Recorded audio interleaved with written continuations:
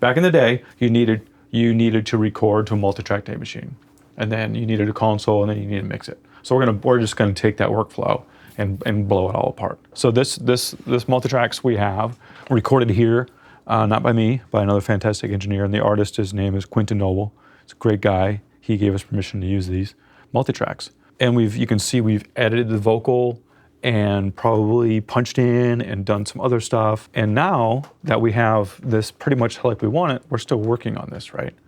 We can take this vocal, let's start there, take it to this tape machine and back in one swoop, okay? So a professional tape machine like these, we're just gonna get technical for a second, they have 3 heads. Heads are where the machine meets the tape. So we have an erase head, we have a record head, and we have a reproduce head. So tape is moving this way. A professional 3-head machine allows us to record and actually listen to the tape, the signal we recorded, and bring it back into Pro Tools. So we can send it, record it, and receive it in one pass. Then we'll just line it back up, which will show you how to do that. So I'm gonna put you to work. Okay. I have used one a long time ago, though. And right. I couldn't probably walk up to this, although I look at it and I see stop and I see play and so rewind. What do you think stop does, for instance? I would guess that if it were playing, it would stop the tape machine. It. Wow. Yeah. And there's no software update that suddenly you need that will change. It's yours. Yeah. What we're gonna do is you can see the machine. So up there by the view meters, there are a couple buttons to the lower left. One says reproduce, which is so now the machine is set to monitor that head we talked about. But first we want to see what we're going to send to the machine. So you can select input right there. So now that view meter will show us what we're sending to the tape machine without us even having to be in play and record. So let's go jump back into Pro Tools here.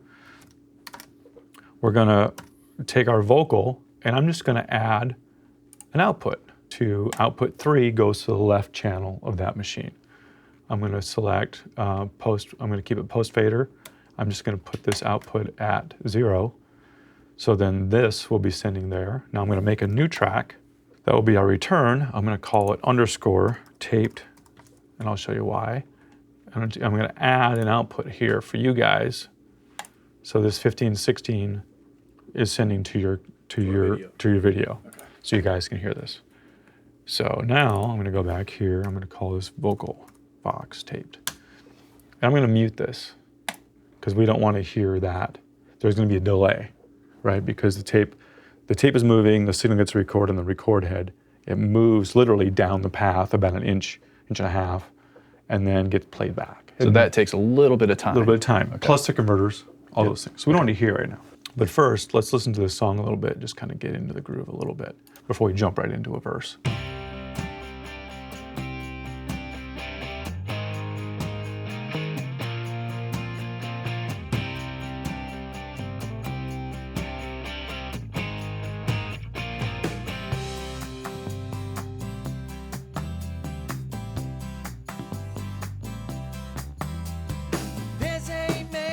Okay, so you can see on the view meter that I'm hitting it a little hard. Just a little bit.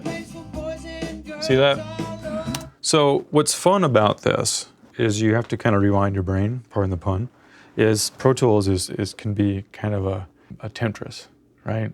So I can see towards the end that this vocal gets really loud.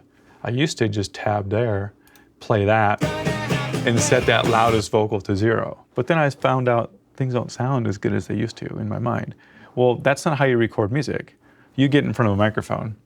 I haven't recorded you before, not in a while. I don't know the whole song. I hit record on tape, and the chorus gets a little bit crazy. That's what tape is made to help engineers get through those bits. So what I've learned is to not get precious about setting a level, because for 2 reasons. One, we'll catch some of that magic, that little bit of too much, right? Secondly, we're not going to burn up performance. Quentin is already saying this song.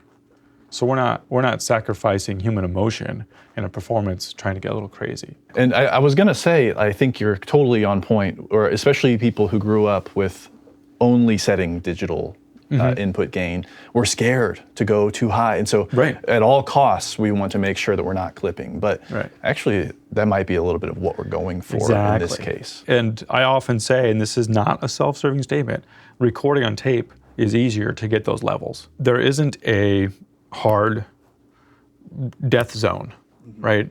With the DAW, if you clip, it's bad. No one's gonna say, ooh, that's a cool sound. Tape, it lets you know ahead of time that you're getting close. And these things can take a lot of abuse. So now I'm gonna put you to work. So put that track, that channel into reproduce. If we don't, we'll still record back into Pro Tools, but it won't be on tape. So now I would like you to put that machine in play and then make it record. So how do you think you would do that? My guess would be that I press the play button and then press the record Let's button. see. All right, so we're recording. The light's on. The VU meters are red. That's something we do. So now I'm gonna do the same over here. I'm gonna put my track in record, and then we're gonna record here.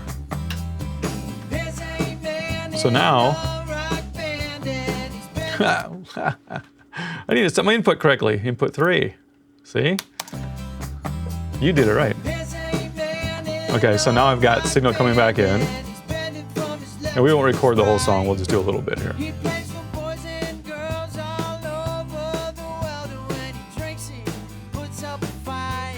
Okay, that's good. So now you can hit stop. I'm gonna zoom in, and you can see this delay we talked about. So this delay happens for a few reasons. One, the tape machine mechanics we talked about. The fastest way I found to do this is to go to tab the transient right here, and then simply tab, this is my source track, and drop an edit point, go down to your tape track, tab the transient, and then simply go back to hand mode, click your source track, control click that, and it's locked in. So for those who maybe don't have that feature or don't understand how to find that feature in their DAW, you could just find where the transient begins on the source, find where the transient begins on what came back from the tape, and then line those up. Correct. But you want to make sure you're moving the tape version back in time because the source is obviously in time with everything else. Correct. Okay. I wanted to also mention, just for those who are unfamiliar with the tape machine, notice that we didn't rewind the tape and play it back in and then try lining it up. This all happened in one pass because, like you said, you've got the erase, the record, and then the playback. So it's recording, and then a very short period of time later, it's all automatically playing back in. Correct. You explained that, but I think I just wanted to reiterate that. Yeah, and you can see the little differences on these waveforms if you really dug in.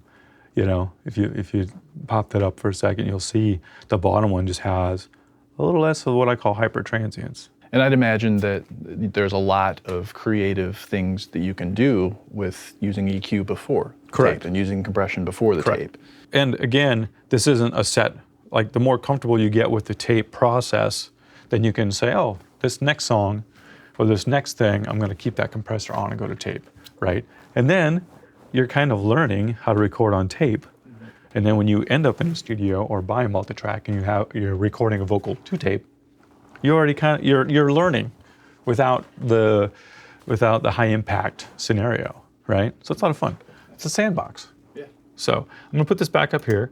So now we're gonna listen to it, right? So now we're gonna hear our taped version.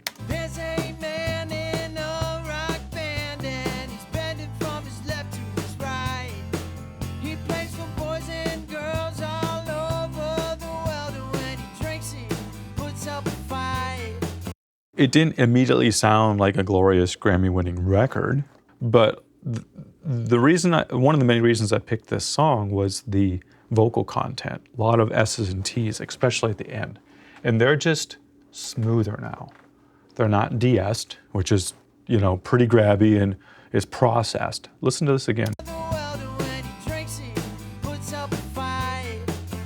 Still there, just smoother, right? So that's gonna hit, we don't have any reverb on it right now, but those smoother, what I call hyper transients, are gonna hit your plug-in reverb and not splatter again. They're gonna hit your delay and not splatter again. It's gonna be easier to mix. So now, in theory, in reality, your digital plate reverb is gonna sound more analog because it's being sent an analog signal, if you will. For me, it seems kind of similar to cymbals. You know, if you're trying to use like some sort of saturation to just smooth out cymbals, you're not using EQ to remove anything. You're not using necessarily a typical compressor to do anything with it. It's a special thing. Let's crack this open a little bit further. So these tape machines operate at 2 different speeds. 15 inches per second is what we just heard, and 30 inches per second. So fundamentally speaking, 15 inches per second has a little less headroom, which is going to get us into the smoother area sooner, and it has a little bit of a high frequency roll-off, a little bit more low frequency content. And these are generalizations. 30 inches per second tends to have more high frequency content, more headroom, because you're getting twice as much tape per second and per millisecond, and then a little smoother low-end roll-off, not as much low frequency content. So we could just flip the machine into a different speed and record the vocal again, and then talk about a rabbit hole. You could sit there and comp between not tape 15 inches and 30 inches per second. I've been there. I wouldn't recommend doing that. But it just tells you the flexibility. A lot of people, kind of what I'm trying to break out of is this thing is static. This thing does one thing. In the 80s, it did one thing. Now, it does so many different things, okay? Yeah, that's something, I think that's the beauty of this way of thinking. Because like I was saying, with setting levels in digital, we get too in our heads, like this is a science, we have to make sure we're at this level. And even when I give recommendations on my channel, I feel like I lead people into thinking that it has to be exactly that way, minus 12 dB, right. You know, but I love how you're talking about maybe even printing plugins into this, making decisions. That's cool, I know it's cool, I know what I'm going for, and so we're gonna commit it. But at the same time, doing it hybrid like this gives you that reassurance that you can go back if you want to. Yeah. You know? Yeah. So it's kind of the best of both worlds. Yeah, and we're like going back in time, right? We're like, you know, then we capture a vocal with a plug-in or plug-ins, and that's more like you would have done it. Yeah. You know, it's kind of cool. Yeah. So and you're just kind of, so then our session will grow, right? We'll get more and more of these things in our session. We can add them back to our playlist, and our session will shrink again. So it'll expand and shrink.